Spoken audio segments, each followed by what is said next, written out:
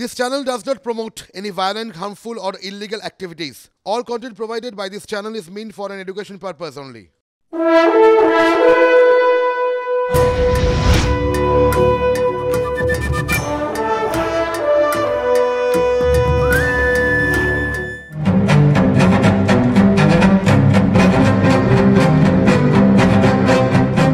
জেলায় জেলায় ঘুরতে ঘুরতে বীরভূম চলে এলাম। আচ্ছা, বীরভূম মানে কি? অনুব্রত না রবীন্দ্রনাথ? দেখো, আজকের দিন আমি অন্তত জানি বীরভূম মানে হচ্ছে লাল মাটির দেশ বীরভূম, রবীন্দ্রনাথের দেশ বীরভূম, পাগলদের দেশ বীরভূম। কিন্তু আজকে দুর্জনেরা বলছে বীরভূম হচ্ছে একটা দুর্নীতি। সত্যি কি তাই? তোমার কি মনে হয়? আমার মনে হয় এখানকার লোকজনের সঙ্গে কথা বলা দরকার আমাদের, যে বীরভূমের যে গরিমা সেটা কি সত্যি দুর্নীতির আড়ালে ঢাকা পড়ে যাচ্ছে? একদম। আমরা চলো যাই এখন। একদম আমরা একদম ডাইরেক্টলি চলে যাচ্ছি। আমরা রাজনীতিবিদদের সাথে কথা বলবো, বিদ্বজ্জনদের সাথে কথা বলবো, শিউরি জানবো সত্যি কি দুর্নীতির পীঠস্থান আমাদের প্রাণের বীরভূম, আর তাদেরই বা কেমন লাগে যারা এখানের পলিটিক্সটা কন্ট্রোল করেন। চলুন সরাসরি ডিবেট হোক রাজনীতিবিদদের সঙ্গে বীরভূম থেকে, দ্য ডিস্ট্রিক্ট ডিবেট। নমস্কার, শুরু করছি দ্য ডিস্ট্রিক্ট ডিবেট।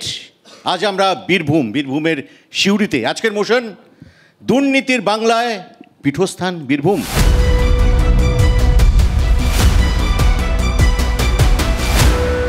এরকম একটা টপিকে কি আলোচনা হতে পারে বুঝতেই পারছেন। আর এই ডিবেটে যারা যারা আজ বলবেন, আসুন দ্রুত পরিচয় করে। এই মুহূর্তে আমার সঙ্গে রয়েছেন বীরভূম জেলা তৃণমূলের সহসভাপতি মলয় মুখোপাধ্যায়, আমার সঙ্গে রয়েছেন এই জেলার কংগ্রেসের সহসভাপতি দিলীপ রায়, এছাড়াও আমার ডান দিকে রয়েছেন মতিউর রহমান, সিপিএম এর জেলা কমিটির সদস্য।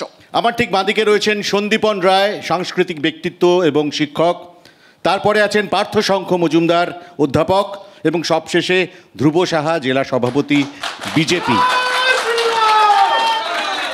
তো আমি শুরু করি শিউরির এক বিদ্বজ্জনকে দিয়ে। সন্দীপন রায়, সাংস্কৃতিক ব্যক্তিত্ব, 2 মিনিট আপনার জন্য। আমি তো সরাসরি কোনো রাজনৈতিক অঙ্গনের মানুষ নই, কিন্তু আজকের এই ভোট যুদ্ধে আমি যাদের প্রতিনিধিত্ব করছি, অর্থাৎ বীরভূম জেলা তথা সংস্কৃতি এবং শিক্ষাঙ্গনের মানুষ, তাদের পক্ষ থেকে বলি যে আমি চাই আমার বীরভূম জেলা সুজলা সুফলা হয়ে উঠুক। আমি চাই আমার বীরভূম জেলার শিক্ষাঙ্গন ভরে উঠুক উজ্জ্বল ছাত্রদের উপস্থিতিতে। আমি চাই আমার বীরভূম জেলা শিক্ষার সঙ্গে সঙ্গে শিল্প, সাহিত্য, সংস্কৃতি এবং প্রকৃত অর্থেই যে শিল্প মানুষের কর্মসংস্থানের সুযোগ করে দেয়, সেই রকম বিভিন্ন ঘটনায় আমি এখানে উপস্থিত সমস্ত রাজনৈতিক নেতৃবৃন্দের কাছে আমার একান্ত আবেদন রাখব, আপনারা আপনাদের রাজনীতির অঙ্গন থেকে বিশেষ কথা তো বলবেনই, আপনাদের নিজস্ব নীতির কথা বলবেন। আপনারা একে অপরের সঙ্গে বাকযুদ্ধ শুধু নয়, নীতিগত প্রশ্নেও হয়তো বিরোধ থাকবে, কিন্তু জেলার উন্নয়নের প্রশ্নে নিশ্চয়ই আপনাদের মধ্যে কোনো বিরোধ নেই, যেমন বিরোধ নেই আমাদের মধ্যে। এবং যেহেতু আমি ব্যক্তিগতভাবে পেশাগতভাবে একটি উচ্চ মাধ্যমিক বিদ্যালয়ে পড়াই, তাই আমি সকলের কাছে অনুরোধ রাখব যে এই উচ্চ মাধ্যমিক বিদ্যালয়ের ক্ষেত্রে মূল শক্তি কিন্তু হচ্ছে গিয়ে শিক্ষক শিক্ষিকা। তাই আমি সকলের কাছে অনুরোধ রাখব, সমস্ত রাজনৈতিক দলের নেতৃবৃন্দের কাছেও, যে কোনো উপায়ে যেন বিদ্যালয় শিক্ষক শিক্ষিকায় পরিপূর্ণ থাকেন। কারণ কি, শিক্ষক শিক্ষিকা যদি পরিপূর্ণ থাকেন তাহলেই কিন্তু আমাদের যে শিক্ষা ব্যবস্থা, বিশেষ করে আমি একটি সরকারি বিদ্যালয়ে পড়াই, তো সেখানে কিন্তু আমরা দেখব যে কৃতিগুণী ছাত্ররা যেরকম বিভিন্ন সময়ে আমাদের জেলার মুখ উজ্জ্বল করেছে, আগামী দিনেও মুখ উজ্জ্বল করতে পারবে। কারণ আমরা দেখেছি বীরভূম জেলা হচ্ছে এমন একটি জেলা।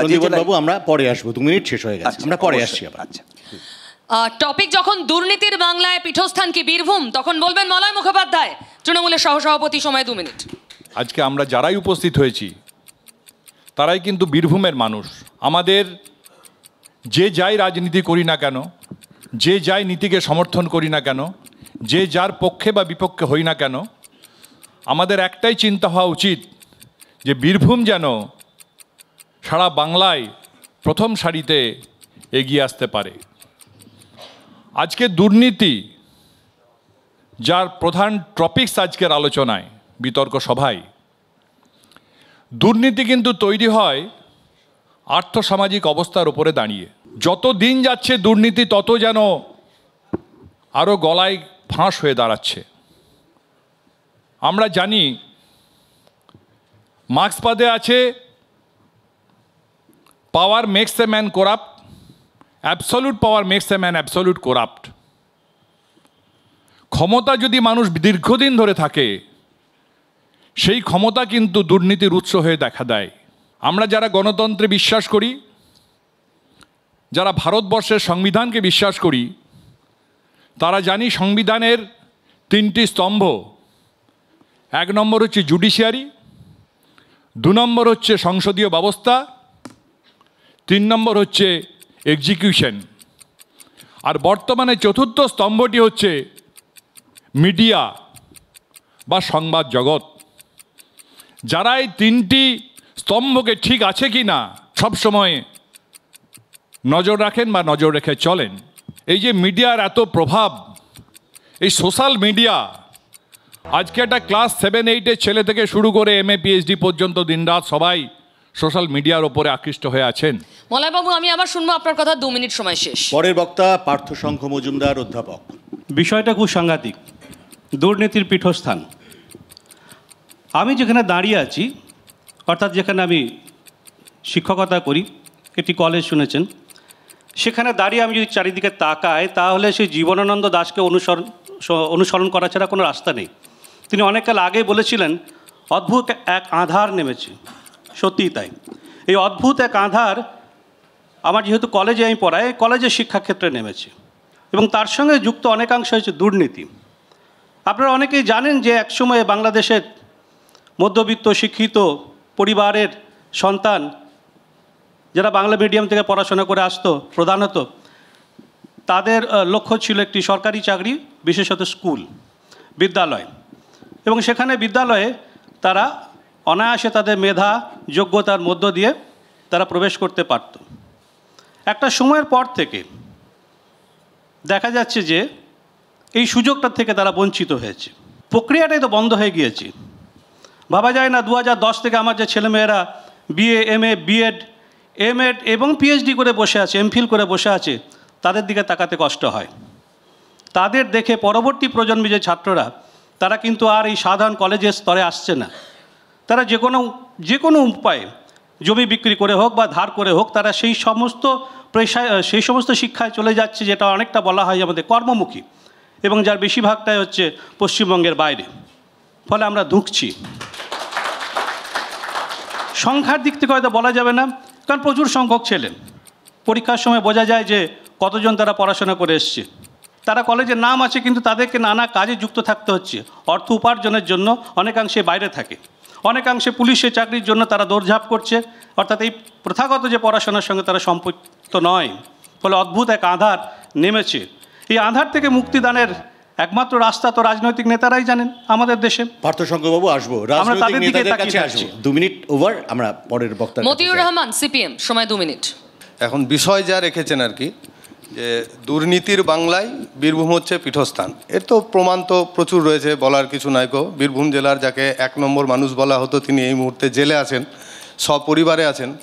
গোটা বাংলা জুড়েই শুধুমাত্র বীরভূম জেলাকে দুর্নীতির পীঠস্থান বললে হবে না। বীরভূম জেলায় আরও অনেক উপাদান আছে রাজনৈতিক, আরও অনেক ব্যক্তিত্ব আছে রাজনৈতিক। শুধু বিশেষ একটা রাজনৈতিক দলের একজন জেলে আছেন বলেই বীরভূম পীঠস্থান হয়ে গেল দুর্নীতির জন্য, এটা না। কারণ রাজ্যের বড় বড় মন্ত্রীরা সবাই জেলে এই মুহূর্তে, যারা হচ্ছে রাজ্য সরকারের সঙ্গে সরাসরি যুক্ত। এই মুহূর্তে শুধু বাংলার কথা বললে হবে না, গোটা দেশের রাজনীতি 14 সালের পর থেকে যদি আমরা দেখি, সর্বভারতীয় ক্ষেত্রে বিজেপি নিয়ন্ত্রণ করছে গোটা দেশকে। সেই বিজেপির নিয়ন্ত্রণাধীনেই থাকা একটি রাজ্য সরকার হচ্ছে পশ্চিমবঙ্গ। সেই পশ্চিমবঙ্গে আজকে যিনি দুর্নীতির সবচেয়ে বড় জায়গায় বসে আছেন, তার সঙ্গে সবথেকে কাছের ডান হাত হিসেবে পরিচিত যিনি ছিলেন, তার নাম হচ্ছে মুকুল রায়। তিনি আছেন বিজেপিতে এখন। উনার সবসময়ের জন্য সৈনিক যিনি ছিলেন শুভেন্দু শুভেন্দু অধিকারী, এখন বিজেপির হচ্ছে বিরোধী দলের নেতা। তিনি যে দপ্তরের দায়িত্বে ছিলেন, দীর্ঘদিন মন্ত্রিত্বে ছিলেন, দেখা যাচ্ছে প্রতিনিয়ত যা খবরাখবর বেরোচ্ছে, সেখানে সেই দপ্তরের দুর্নীতি একেবারে প্রকাশ্যে উঠে এসেছে। তাহলে দুর্নীতির বাংলা তৈরি হলো 14 সালের পর থেকে। 11 সালের পর থেকে তা দানা বাঁধতে শুরু করলো। 14 সালের পরে যখন দুর্নীতির বাংলা তৈরি হলো, কারা মাথার উপরে ছাতা হয়ে রইল? দেশের দায়িত্বে যারা আছে তারা। এইরকম একটা পরিবেশে পরিস্থিতি তৈরিতে বীরভূম জেলার একটি বিশেষ রাজনৈতিক দল তৃণমূল কংগ্রেসের জেলার সভাপতি তিনি জেলে আছেন মানেই যে বীরভূম জেলা একেবারে দুর্নীতির পীঠস্থান হয়ে গেছে তা নয়। একটা বিশেষ রাজনৈতিক দলের জন্য এটা হচ্ছে বাস্তব, কিন্তু গোটা বীরভূমের মানুষের জন্য বীরভূম দুর্নীতির আখড়া নয়। আবার শুনছি পরের বক্তা ধ্রুব সাহা, সভাপতি জেলা বিজেপি। দুর্নীতির বাংলায় পীঠস্থান বীরভূম, এই বিষয়ে বক্তব্য রাখতে গিয়ে প্রথমেই আমি রাজ্যের শাসক দল তৃণমূল কংগ্রেসের নেতা আমাদের শ্রদ্ধেয় মলয়দা আছেন, ওনাকে ধন্যবাদ জানাবো। উনি ওনার বক্তব্যে স্বীকার করে নিয়েছেন যে দীর্ঘদিন ক্ষমতায় থাকলে দুর্নীতি হয় এবং সেই কারণে তৃণমূল কংগ্রেস আমরা দুর্নীতি করেছি। ওনাকে ধন্যবাদ জানাবো যে উনি স্বীকার করে নিয়েছেন পশ্চিমবাংলার আর্থসামাজিক ব্যবস্থার উন্নয়ন ঘটাতে তৃণমূল কংগ্রেস পারেনি, তাই তৃণমূল কংগ্রেস দুর্নীতি করেছে। বাংলার বর্তমান পরিস্থিতির দায়িত্ব যিনি নিয়েছিলেন তার নাম স্বঘোষিত বাংলার অগ্নিকন্যা মমতা ব্যানার্জি। তিনি বলেছিলেন বদলা নয় বদল চাই। বদল হলো কোন বদল? রাতারাতি শাসন ব্যবস্থার বদল হলো। আমরা দেখলাম এ কোন সকাল রাত্রের থেকে অন্ধকার, যে সকালে দুর্নীতিটাই একমাত্র রাস্তা হয়। কথা যখন হচ্ছে বীরভূমের বিষয়ে, তখন বীরভূম কেন পীঠস্থান হলো?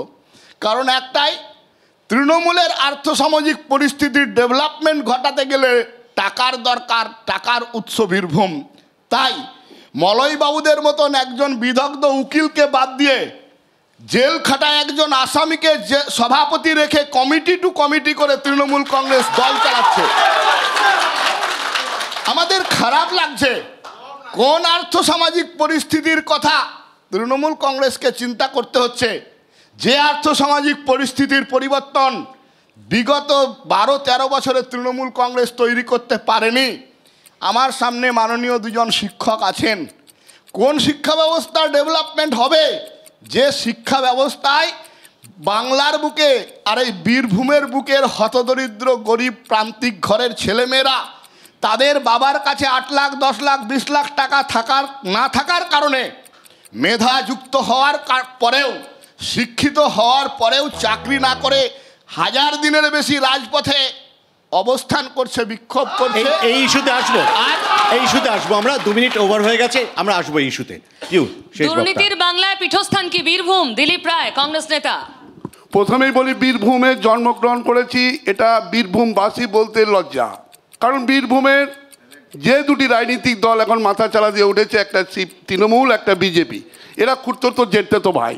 সারা ভারতবর্ষে, শুধু পশ্চিম বাংলাতে নয়, সারা ভারতবর্ষে পশ্চিম বাংলায় যখন লক্ষ লক্ষ ছেলে বেকার যুবক হাক্কার করছে, তখন এরা মন্দির নির্মাণ করে বলছে, কিন্তু তারা চিন্তা করছে না যে পেটের ভাত, সাধারণ মানুষের জীবিকা কিভাবে তৈরি হবে, কিভাবে সাধারণ মানুষ তার জীবিকা নির্ভর করবে, সাধারণ মানুষ কিভাবে জীবিকা নেবে। আরে রাহুল গান্ধী বলছো এই কংগ্রেস জাতীয় দল, এরাই ভারতবর্ষে তৈরি করার কারিগর। এই ভারতবর্ষের জাতীয় যা কিছু দেখছো সেটা হচ্ছে কংগ্রেসের তৈরি। আজকে কংগ্রেসের বিধান নাই, পশ্চিম বাংলায় যা তৈরি করে দিয়ে গেছে সেই ভাঙিয়ে এগুলো পশ্চিম বিধান নাই। পশ্চিম বাংলার যাকে জনক বলা হয় মুখ্যমন্ত্রী, তিনি যেটুকুই করে দিয়ে গেছেন সেইটাই ভাঙিয়ে আমরা এখনো পর্যন্ত খাচ্ছি। নতুন কোনো কর্মসূচি বীরভূমে বা পশ্চিম বাংলায় তৈরি হয় নাই। একমাত্র বামফ্রন্ট আমলে একটা বক্রেশ্বর, আর কোথাও কি আমাকে দেখান পশ্চিম বাংলার মানুষ আজকে ভিখারি থালা বাটি পরিণত হয়েছে। শুধু রাজনৈতিক দলগুলো মন্দির, কেউ বলছে হ্যাঁ এই করে চলবে, এই করে সমাজের উন্নয়ন হয় না। সমাজের উন্নয়ন করতে গেলে প্রথম খালি গায়ের লোক থেকে আরম্ভ করে নিম্ন মধ্যবিত্ত প্রত্যেকটি মানুষকে শিক্ষিত করতে হবে। আজকে স্কুল ছেড়ে দিচ্ছে ছেলেরা, তারা চলে যাচ্ছে অন্য রাজ্যে খাটতে। পশ্চিম বাংলায় বীরভূম বলতে লজ্জা, লজ্জা, লজ্জা। প্রথম রাউন্ড 2 মিনিটস রাউন্ড শেষ হলো। আমার একটা বিনীত প্রশ্ন আছে ধ্রুববাবুর কাছে। ধ্রুব সাহা বিজেপির সভাপতি। 3 দশক ধরে আমি জানি বীরভূমে গরু, বালি, মুর্শিদাবাদের বোল্ডার, নর্থ বেঙ্গলে কাঠ। এটা তো প্রি ইন্ডিপেন্ডেন্স আমল থেকে চলছে। তৃণমূল আমলে কি হলো এমন যে আপনারা এত রেগে যাচ্ছেন? এ তো চলছেই তো। আবহমান কাল ধরে চলছে, বহমান নদীর মতন। সে তো আপনাদের আমার বক্তব্যই বললাম, কোন সকাল রাত্রের থেকে অন্ধকার। সিপিএমের আমলে যে শিক্ষা ব্যবস্থা, যে স্বাস্থ্য ব্যবস্থা, যে পরিকাঠামো ছিল সেটাই হয়েছে। একজন বিদগ্ধ চিন্তাবিদ আমাদেরই নেতা, তিনি বলেছিলেন যে সিপিএমের যোগ্য শিষ্যার নাম মমতা ব্যানার্জি। সিপিএম যা যা করেছে মমতা ব্যানার্জি থেকে আধুনিকীকরণ করেছেন মাত্র। সুতরাং এই যে ঘটনা ঘটছে এটাই দেখুন, আরএসএসের ভূত দেখুন। সারা বিশ্বের শুনুন সারা ভারতবর্ষ জোট করে নির্বাচন করেছেন পশ্চিমবঙ্গে 2011 সালে তৃণমূল কংগ্রেস। এখন কি করছেন? এনডিএর মন্ত্রী, এখন বিহারের পাটনাতে গেলেন, এখন বোম্বেতে গেলেন, মমতা ব্যানার্জি ব্যাঙ্গালোরে ফিশ ফ্রাই খেলেন, বিজেপি সেনাপতি করে রেলমন্ত্রী হয়েছেন, তারপরে আঙুর ফল টক বললে হবে না। আপনাদেরকে লাত মেরে তাড়িয়ে দিল, আপনাদেরকে সিট দিল না, তারপরে এখন বলছেন যে জোট ঘোট। লজ্জা লাগে না আপনাদের? লজ্জা লাগছে না? কথা বলে কোনো লাভ আপনি বলুন না, আপনি শেষ করে দিন। দিতে হবে, আপনাকে বলতে হবে। সব তদন্ত বন্ধ হয়ে যাচ্ছে। কোনো বন্ধ হয়নি, কোনো বন্ধ হয়নি। পার্থবাবু জেলে থাকতো না, মলয়বাবু একটা কথা বলেছেন প্রথম পর্বে, জেলে থাকতো না। বলছি মলয়বাবু একটা কথা বলেছেন প্রথম পর্বে যে অ্যাবসলিউট পাওয়ার করাপ্টস অ্যাবসলিউটলি। তৃণমূলের ক্ষেত্রে বীরভূম জেলায় কি এরম কোনো ব্যক্তিত্বর অ্যাবসলিউট পাওয়ার তার অধিকারী হয়ে গেছিলেন, যার ফল এখন ভুগতে হচ্ছে তাকে বা তার জেলা তৃণমূলকে? আজকে যারা বলছেন বীরভূমের পীঠস্থান, দুর্নীতির পীঠস্থান, অনুব্রত মণ্ডলের দিকে তাকিয়েই তারা বলছেন, তারা ভুলে যাচ্ছেন যে 34টা বছর ধরে বীরভূমে যা হয়নি, এই 12 বছরে বীরভূমের সেই জায়গাতে অনুব্রত মণ্ডল এনে দাঁড় করিয়েছিলেন। 11-12 খানা কলকারখানা শেষ করতে দিন। কলকারখানা কখন হবে? আপনারা কণ্ঠ রোধ করেন না।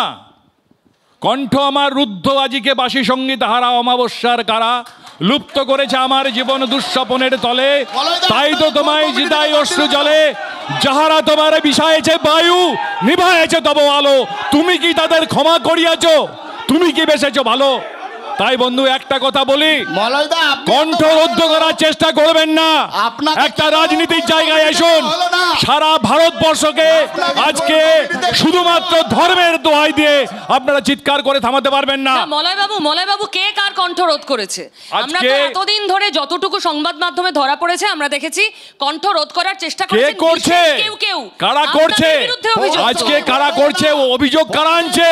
সিবিআই কাদের, ইডি কাদের, ইনকাম ট্যাক্স কাদের? নির্বাচনের প্রাককালে আসুন, রাস্তায় আসুন, জনগণের ভোট দিন, জনগণের সামনে দাঁড়িয়ে বলুন কি করেছেন না করেছেন।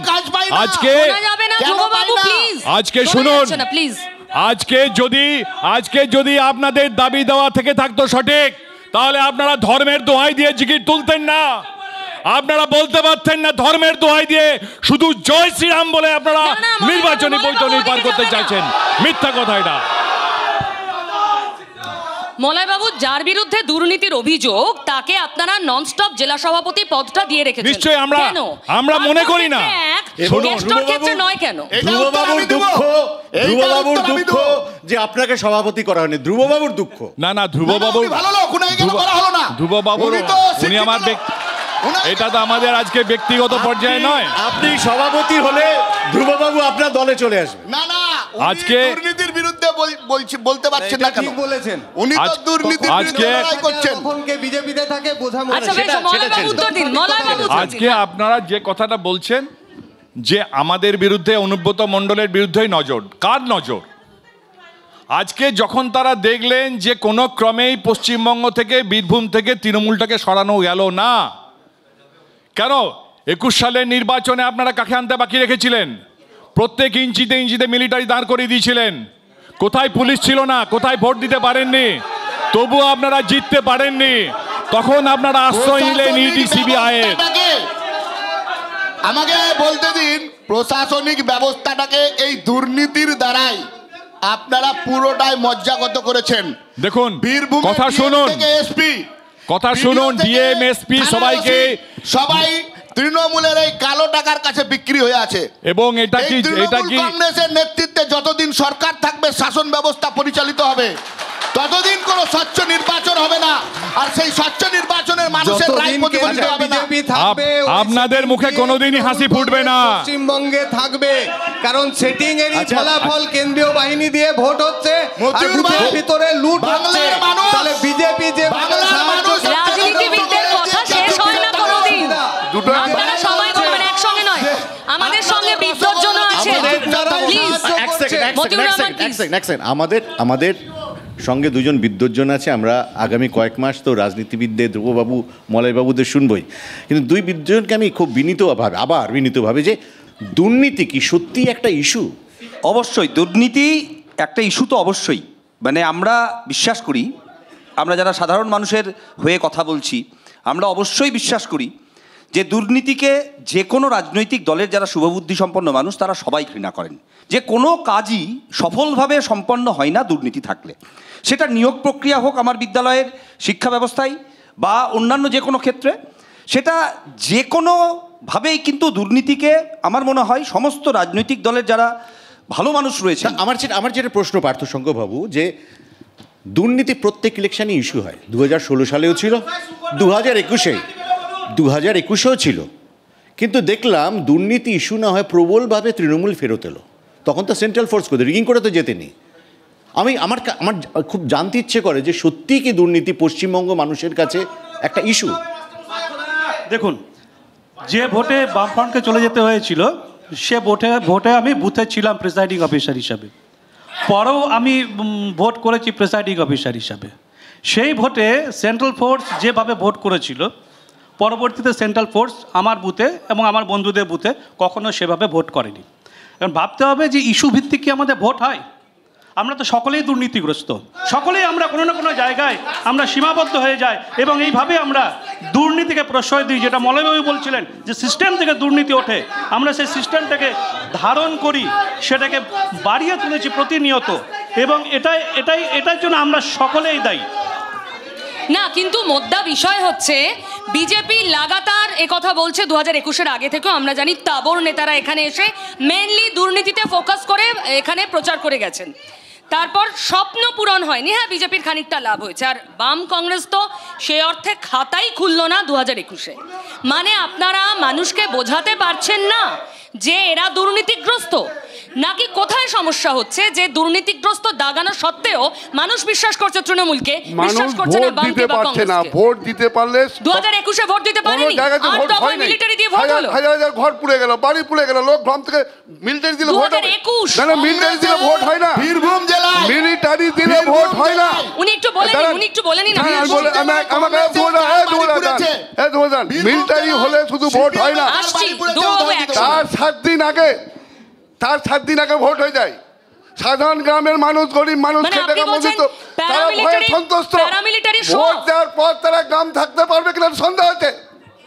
আরে ভোটে হারলে আপনারা বলেন ভোট হয়নি, এটা কোন যুক্তি? কি করে ভোটে যেতেই তো পারে না, তার আগেই তো তাকে শাসন হয়ে গেল। 2021-এ ভোট দিতে পারেননি মানুষ, ভোট গেলে পরে তোমার ঘর থাকবে না, বাড়ি থাকবে না, তোমার ছেলেকে হুমকি দেওয়া হলো, চাকরি থাকবে না, বাকরি থাকবে না। মতিউর রহমান, দুর্নীতি অবশ্যই একটা পশ্চিম বাংলাতে যেটা ঘটছে, যে রাজনৈতিক দলগুলো কাদা ছোড়াছুড়ি করছে, বেকার ছেলেরা মরছে, শিক্ষিত হওয়ার জন্য চোখ বুঝে বসে আছে, কোর্টে যাচ্ছে, বলছে কোর্টে যেয়ে বলছে ডিভিশন বেঞ্চ, কখনো বলছে সিঙ্গেল বেঞ্চ, মানুষকে গরু ছাগল ঘোরানো হচ্ছে, কিন্তু মানুষ আজকে বেকার ছেলেরা হাক্কার করছে।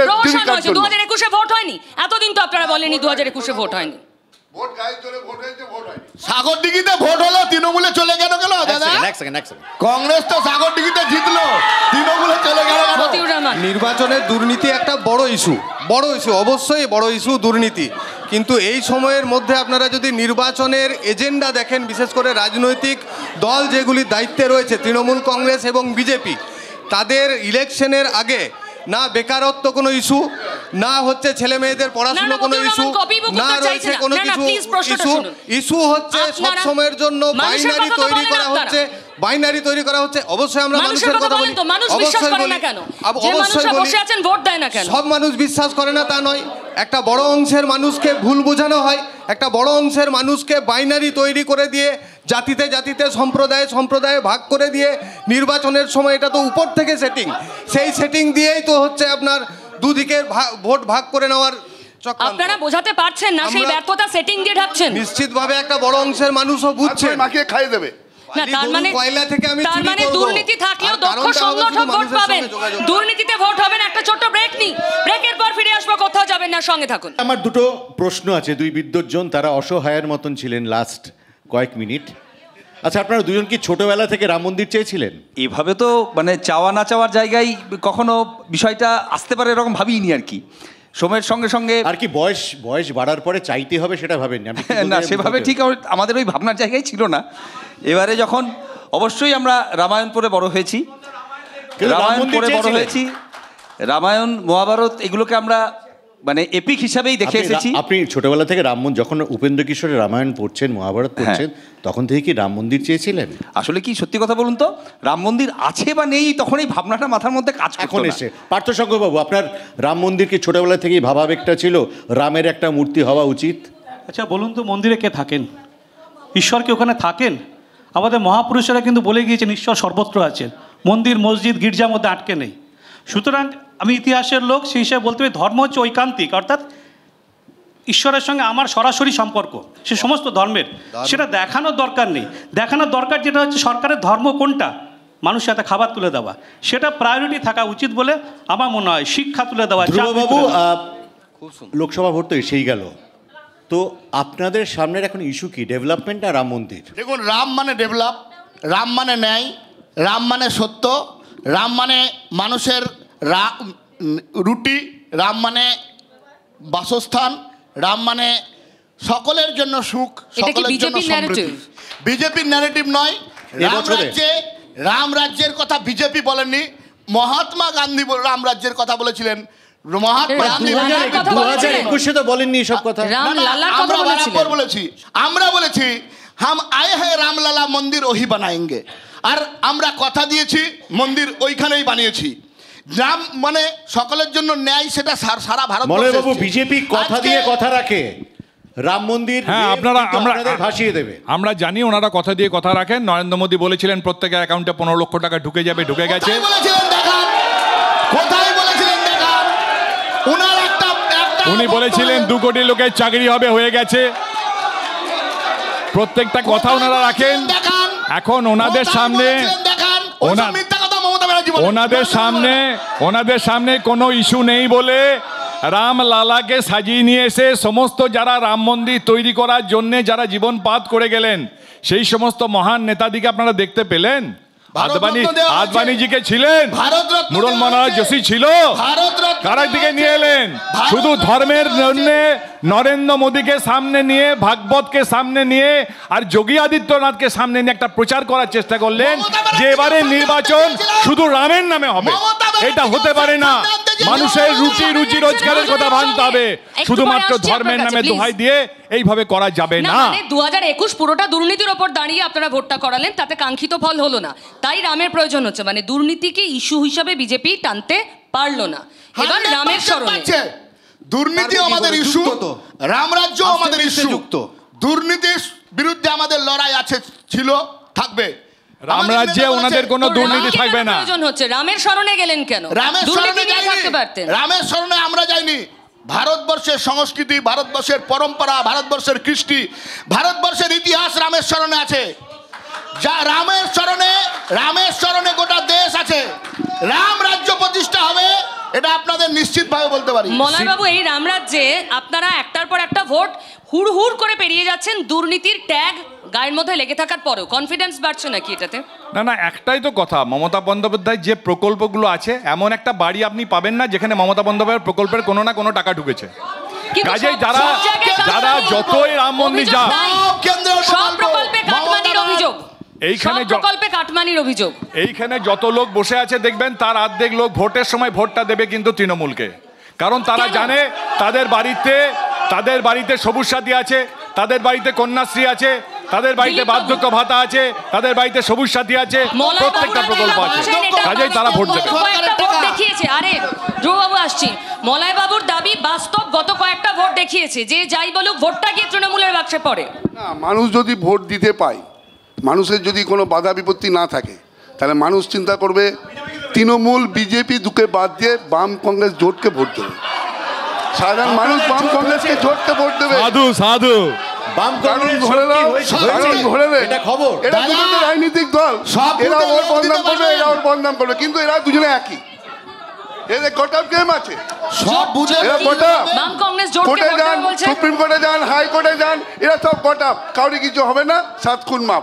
আর এই আমাদের মতো লোকরা চিল্লাবে 1000 বছর 300 বছর বেকার রাস্তায় পড়ে থাকবে, নিম্ন মজুরিতে খেতে পাবে না, রাজনৈতিক দল চিল্লাবে, মতিউর রহমান, কিন্তু আসল রুটির দরকার জোটটা সেটা না। কোথায়? উনি বলছেন শুধু জোটকে চলে ভোট দেবে অন্যদিকে। মানুষ। জোটটা কোথায় দেখা যাচ্ছে? জোট দুর্নীতি বিরোধী দাঙ্গাবাজদের বিরুদ্ধে যত ধর্মনিরপেক্ষ দল জোটটা তো কাল আছে, দেখতে সেই পেলেন। সমস্ত দলকে নিয়ে রাহুল গান্ধীর সঙ্গে জোটটা। ইন্ডিয়া জোট অ্যালায়েন্স তৈরি হয়েছে, ইন্ডিয়া অ্যালায়েন্স তৈরি হয়েছে। দ্বিতীয় হচ্ছে এখানে কিছু নরেন্দ্র মোদীর একেবারে খুব কাছের ঘনিষ্ঠ যাদেরকে পাঠানো হয়েছিল ভেতরের ব্যবস্থাপনা দেখার জন্য, তারা দেখে এসে যথাযথ দাদাকে রিপোর্ট করে আবার যে যান নিজের জায়গায় আস্তে আস্তে ফিরে যাচ্ছেন। কদিন আগে নীতিশ কুমার গেছেন, কদিন পরে দেখবেন দিদিও যাচ্ছেন। এখন আজকে যে আলোচনা, দাদা বললেন যে রামরাজ্য হবে, রামরাজ্য, আমরাও তো রামায়ণ দেখেছি ছোটোবেলাতে, টিভিতে দেখেছি রামায়ণ, আমরা পড়েছি ছোটোবেলাতে, ধর্মশাস্ত্র পরীক্ষা দিতে গিয়ে আমরা পড়তে হয়েছে, রামায়ণ পড়েছি, মহাভারত পড়েছি, গীতা পড়েছি অন্যান্য ধর্মগ্রন্থ। সব ধর্মের সমন্বয় হচ্ছে ভারতবর্ষ। ভারতবর্ষ এমন একটি দেশ, গোটা পৃথিবীর মানুষ একটা বিষয়ে মাথা নিচু করে দাঁড়ায় আমাদের সামনে, তা হচ্ছে বৈচিত্র্যের মধ্যে ঐক্য ভারতবর্ষের। ভারতবর্ষের ধর্মনিরপেক্ষতার সংবিধান, সেই সংবিধানকে ভেঙে চুরে চুরমার করে দিতে চাইছে। সংবিধানের 28 নম্বর ধারা বলছে যে ধর্মের ব্যাপারে রাষ্ট্রের কোনো হস্তক্ষেপ থাকবে না, অথচ সেখানে রাষ্ট্রপ্রধান, আরে রাম সংবিধানকে আপনারা চুরমার করে দিতে চাইছেন। আমি ধর্ম পালন করলে আমার সংবিধানকে ভগবান থাকছেন থাকবে, আপনারা। তার জন্য রাষ্ট্রকে কেন বলতে হবে? কম করেছেন মতুরদা। সংবিধানের প্রস্তাবিত সংবিধানের প্রথম পাতাতে ভগবান রামের ছবি ছিল, ওটা উনি জানেনই না, সুতরাং ওনার কথায় ওসব জুড়ে লাভ নাই। কবে ছিল, কবে আপনি জেনে নেবেন, কত তারিখ আপনি জেনে নেবেন। সুতরাং জ্ঞানবাদী এ তো ঝাঁকি হ্যায়, আমি পুরা আমাদের থামতে হবে। এবার একদম অন্তিম লগ্নে আমাদের শো। এবারে 1 মিনিট করে প্রত্যেকের সময় পাবেন এবং এতক্ষণ যে আলোচনা হলো সেই বিষয়ে 1 মিনিট করে বলার স্কোপ পাবেন। প্রথমে বিদ্যুৎজন, অসহায় বিদ্যুৎজন, সন্দীপন রায়। আমি প্রথমেই TV9 বাংলার কর্তৃপক্ষকে আন্তরিক ধন্যবাদ এবং কৃতজ্ঞতা জানাই। আজকের এই ডিবেটের এই মঞ্চে আমার মতো একজন মানুষকে এনে আপনারা বলবার সুযোগ করে দিয়েছেন। যেহেতু আজকে এই মঞ্চে সমস্ত রাজনৈতিক দলের স্বীকৃত মানুষজন রয়েছেন, অনেক বেশি দায়িত্বশীল তারা সামাজিক অভিভাবক, তাদের সকলের কাছে আমার একান্ত অনুরোধ, আপনারা সবাই মিলে ভাবুন আমাদের বীরভূম জেলাকে কীভাবে আরও উন্নত করা যায়। আমাদের বীরভূম জেলা, আমি আমার বক্তব্যের শুরুতেই একদম বলেছিলাম যে আমাদের এই জেলা কিন্তু রবীন্দ্রনাথ ঠাকুরের জেলা। আমাদের এই জেলা হচ্ছে সেই সমস্ত মানুষের জেলা যারা জেলার নামকে শুধু জেলার মধ্যে আবদ্ধ না রেখে রাজ্য এবং পৃথিবীর জুড়ে তার যে স্বীকৃতি, সেই স্বীকৃতির জায়গায় পৌঁছে দিয়েছেন। পার্থশঙ্করবাবু। মলয়বাবু বলেছিলেন যে পরিস্থিতি থেকে দুর্নীতির জন্ম হয়, ঠিক কথাই, কিন্তু পরিস্থিতিকে ব্যবহার করে দুর্নীতি জন্ম দেয় কারা? যারা দুর্নীতিগ্রস্ত মানুষ, সে আমলা হতে পারে, রাজনীতিবিদ হতে পারে। এখন আমার সকলের কাছে আবেদন, ক্ষমতাসীন, বিরোধী এবং সঙ্গী রাজনৈতিক দলগুলোর কাছে, দলের মানুষদের কাছে, সাংবাদিকদের কাছে, আমাদের কাছে, আপনাদের কাছে, যে আসুন সবাই মিলে একটা এই যে বদনাম বীরভূমের দুর্নীতিগ্রস্ত, সেটাকে সরানোর চেষ্টা করি। সামনের যে নির্বাচন হবে সেখানে আমাদেরকে মুক্ত মনে ভোটদানের অধিকার আপনারা সুনিশ্চিত করুন। ধন্যবাদ। মতিউর রহমান, সময় 1 মিনিট। আমরা শুধু এইটুকু আবেদন রাখতে চাই মানুষের কাছে এবং সব অংশের মানুষের কাছে যে নির্বাচন আসছে, নির্বাচনে অবশ্যই আমাদের নির্বাচন দিতে যাওয়ার সময় মাথাতে থাকুক জিনিসপত্রের দাম, মাথাতে থাকুক বেকারের কাজ, মাথাতে থাকুক পড়াশুনোর খরচ কমানো, মাথাতে থাকুক যে সব জায়গায় যেন কারখানা তৈরি হয়, সেখানে বেকার ছেলেমেয়েরা কাজ পায়, মাথাতে থাকুক ভারতবর্ষের সংবিধান এবং তার যা ঐতিহ্য, একেবারে সর্বধর্ম সমন্বয়ে হিন্দু, মুসলিম, শিখ, ইসাই, ভারত মাকে 4 সিপাহী, এই মন্ত্রেই যেন আমরা আগামী দিনে ভারতবর্ষকে অটুট রাখতে পারি, সেই আবেদন আমি রাখবো সবার কাছে। দিলীপ বাবু। আমি বেশি কিছু বলতে চাইছি না, আমি শুধু বলতে চাইছি যে বীরভূম, আমরা যে মহাপুরুষদের নাম এখানে জন্মগ্রহণ করেছিলাম বা সেই জন্য ধন্য মনে করি, কিন্তু বর্তমানে আমরা সেই মহাপুরুষদের নাম ভাঙিয়ে খাচ্ছি, কিন্তু বীরভূম বলতে লজ্জা লাগছে। কোথাও যদি জিজ্ঞেস করে কোথায় বাড়ি, বীরভূম, অমুক নেতা, অমুক জায়গা। এই হচ্ছে যে আমাদের পরিচয়। আর 100 দিনের কাজ যে বন্ধ হয়ে গেল, সাধারণ মানুষ কি করবে? এটা রাজীব গান্ধীর আমল থেকে, কংগ্রেস আমল থেকে এসছে। আজকে মানুষ খেতে পারছে না, 100 দিনের কাজ নাই, গ্রামগঞ্জে হাক্কার চলছে। স্কুলে মিড ডে মিল থেকে আরম্ভ করে যাবতীয় খাবার যেগুলো তৈরি হয়েছিল সেগুলো দেখছি ঠিকমতো চলছে না, সাধারণ মানুষ। 1 মিনিট ওভার, মলয় বাবু।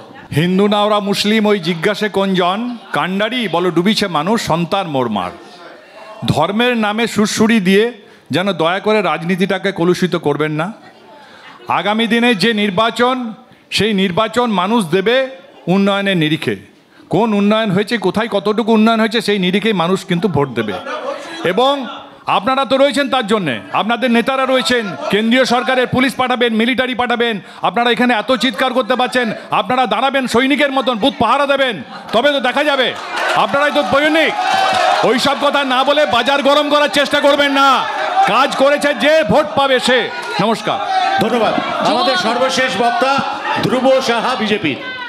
ধন্যবাদ TV9-কে। মলয়দার বক্তব্যকে সমর্থন করছি। কাজ করেছেন যে, ভোট পাবেন সে। আসন্ন নির্বাচন গ্রাম পঞ্চায়েতের নির্বাচন নয়, পৌরসভা মিউনিসিপ্যালিটির নির্বাচন নয়, রাজ্যের শাসন ক্ষমতার পরিবর্তনের নির্বাচন নয়। আসন্ন যে নির্বাচন, সেই নির্বাচন ভারতবর্ষকে বিশ্বগুরু বানানোর নির্বাচন। আসন্ন যে নির্বাচন, সেই নির্বাচন সামনের দিনের ভারতবর্ষের ভূমিকা কোথায় হবে। আজকে বিশ্ব তাকিয়ে দেখছে একটা লোককে, যে লোকটাকে বিশ্ব বন্দিত করছে। 13খানা রাষ্ট্র তাদের সর্বোচ্চ সম্মান দিয়েছে। যে ধর্মের কথা বলছেন, হিন্দু না মুসলিম, মারে আর মরে, এই যে কথা বলছেন, আরব তাদের সর্বোচ্চ সম্মান যে লোকটাকে দিয়েছে, সেই লোকটার নাম নরেন্দ্র মোদী। সারা বিশ্বের নেতারা যে লোকটাকে সম্মান জানিয়ে মাথা নত করছে, সেই লোকটার নাম নরেন্দ্র মোদী। বিশ্বের দরবারে ভারতবর্ষকে যদি শ্রেষ্ঠের আসনে বসাতে হয়, তার জন্য চিন্তা করার নির্বাচন। পাকিস্তান যদি হুঙ্কার করে, পাকিস্তানের ভিতরে গিয়ে বুকে পা দিয়ে উত্তর দেওয়ার যদি কোনো নেতার ক্ষমতা থাকে, সেই নেতার নাম নরেন্দ্র মোদী। তার জন্য এই নির্বাচন চিন্তা আপনাদের করতেই হবে। বীরভূম দিয়ে শুরু করেছিলাম, ধ্রুববাবু পাকিস্তান দিয়ে শেষ করলেন। শেষ করবো আজকের ডিবেট। তবে এটা ঠিক, বাংলার কোনো জায়গার নামের পাশেই দুর্নীতি শব্দটা আমাদের কারোরই পছন্দ নয়। দুর্নীতিমুক্ত বাংলার দাবি নিয়ে শেষ করছে আজকের ডিবেট। দেখা হচ্ছে এরপর অন্য কোনো জেলায়, দ্য ডিস্ট্রিক্ট ডিবেটে। সঙ্গে থাকুন, অন্য শহরে।